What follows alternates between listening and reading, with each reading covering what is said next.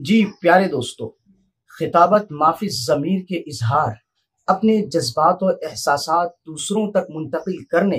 اور عوام الناس کو اپنے افکار و نظریات کا قائل بنانے کے لیے کامیاب اور مؤثر ترین فن ہے۔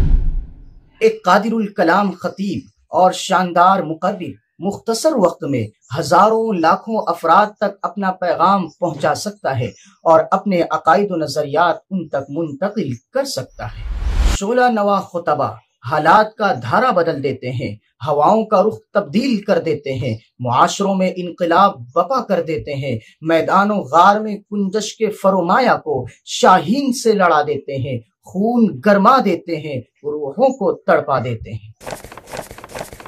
تاریخ کے جھروکوں میں رمز گویائی سے آشنا خطابت شناس رجال کار کے بقول،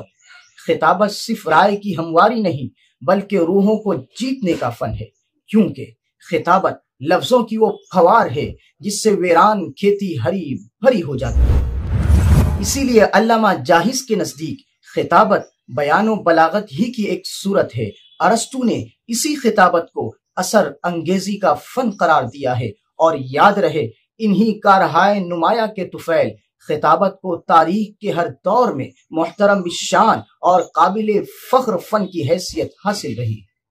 اور اقوام و ملل اور قبائل کے امراء و زعامہ کے لیے فصیح اللسان خطیب ہونا لازمی امر تھا،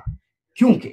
نازیوں کی شکست کے بنیادی اسباب میں سے ایک اہم ترین سبب اسی خطابت کو قرار دیا جاتا ہے کہ ان کا قائد فن خطابت سے نہ بلد تھا۔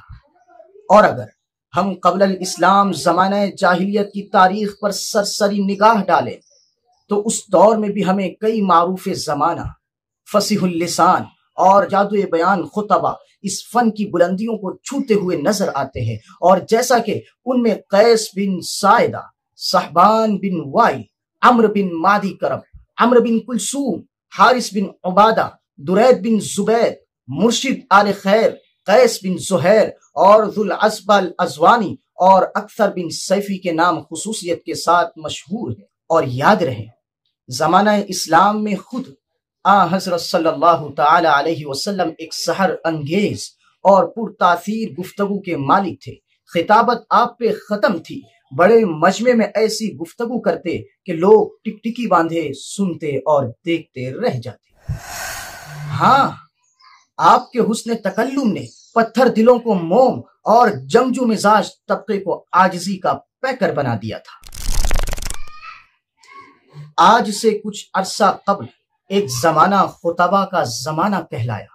جس میں ہر سلیقہ اور ہر اسلوب کو نبھانے والے ماہر خطبہ کی ایک بڑی کھیپ موجود تھی، مگر اسے حوادثات زمانہ کی بے رحمی کہیے یا کسی عروج کا دور انحطاط، اب اس پائے کے خطیب عنقا ہو رہے ہیں،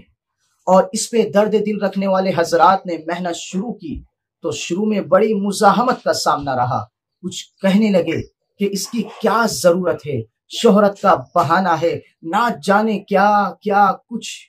اب اللہ کا شکر ہے کہ ہمارے طبقے میں ماحول بن گیا ہے، بڑے ہی لائق فائق خطبہ اپنی زندگی بھر کے تجربات نوجوان نسل میں منتقل کرنے کے لیے مختلف جگہ کورسز کروا رہے ہیں۔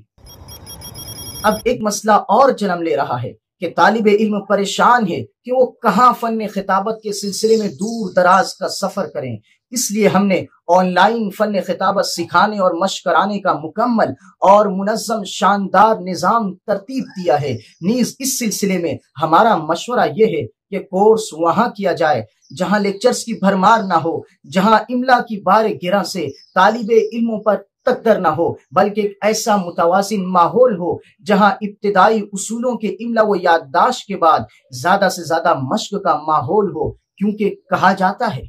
خطابت تو مشق کا نام ہے۔ جہاں ہر ایک کو بولنے کا مسلسل موقع ملے، جہاں طالب علم کو خود سے تقریر تیار کرنا سکھایا جائے، جہاں سالوں کے تجربات کو لمحوں میں منتقل کرنے کا ہنر موجود ہو، جہاں طالب علموں کا باہمی انفرادی مسابقہ اور اساتذہ سے تقریر تیاری کے دوران بلا حجاب اصلاح کا ماحول موجود ہو، وہ کورس یقیناً افادیت کا حامل ہوگا۔ اور الحمدللہ ہمارا یہ کورس ماہرین فن خطابت کی طویل مشاورت اور سرپرستی کے بعد اور بندہ ناچیز کی کل وقتی محنت و کوشش کے بعد مکمل نظام و نصاب سے آراستہ کیا گیا ہے۔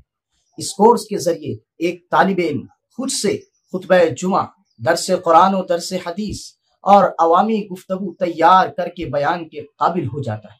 آئیے اس کورس کا حصہ بنیے۔ کورس میں ایڈمیشن کے لیے نیچے نمبر پر رابطہ کیجیے۔ السلام علیکم ورحمۃ اللہ تعالی وبرکاتہ۔